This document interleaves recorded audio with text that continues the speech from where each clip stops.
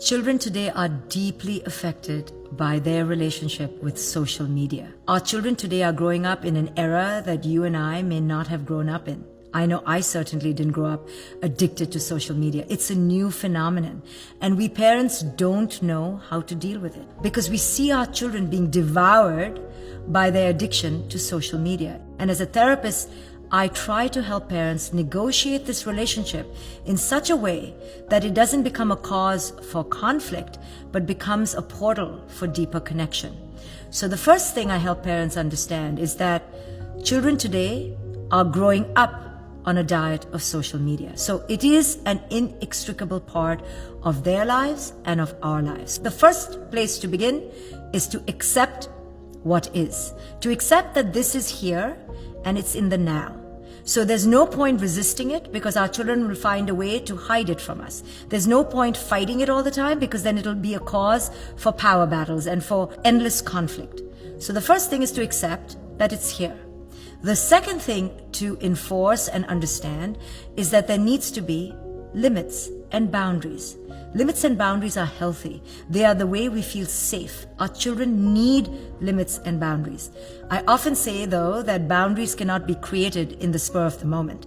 Boundaries need to be lived, need to be embodied. So I help parents discover what are their own boundaries with social media in their own lives. You see, parents always can be a bit hypocritical and say, well, I'm working on my phone and my kid is simply on Instagram. And when I do Instagram, it's for my work. And when they do Instagram, it's just for pleasure. Well, that's a hypocrisy. So first I point out the hypocrisy and I ask parents to dare to look at that in the face. Because if we don't own the hypocrisy, our children will never respect us. They will immediately understand that this is a double standard. And we don't want our children to ever feel that we're imposing on them something that we do not wish to impose on ourselves. Either it's unhealthy or it's not. We need to ask ourselves, how present are we being in our children's lives? When we eat dinner at the table, are we glued to our screen? When we are on a train, are we glued to social media? How is our relationship to social media? So it has to come from us. Now, if we have decided that we have created a healthy boundary with our own social media, now we can dare to approach our children to change their habits around social media. And I always tell parents that in order for children to leave their social media, which is so seductive, so addictive, so enticing, so entertaining, then you are going to have to create that in your relationship with them. You're going to have to be exciting and entertaining and meaningful for our children. Otherwise, why would our children leave that to come to us? If they come to us and all we do is pressure them, harangue them, ridicule them, shame them, control them, no wonder they're going to hide in social media. So this is an invitation for parents to make the relationship with our children more joyful, more connected, so our children are drawn to us rather than hiding from us. Don't look at social media as a threat.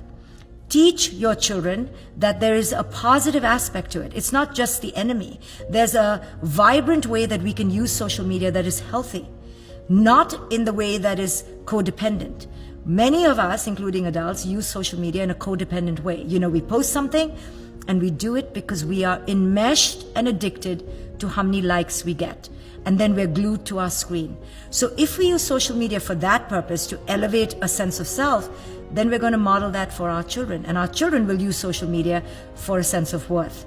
But if we show our children that social media can be a valuable avenue and a portal for connection, then we teach them that technology itself is a vibrant, fertile foundation for deep, worldly, global connections. So we have to be aware of how we're modeling our relationship to social media.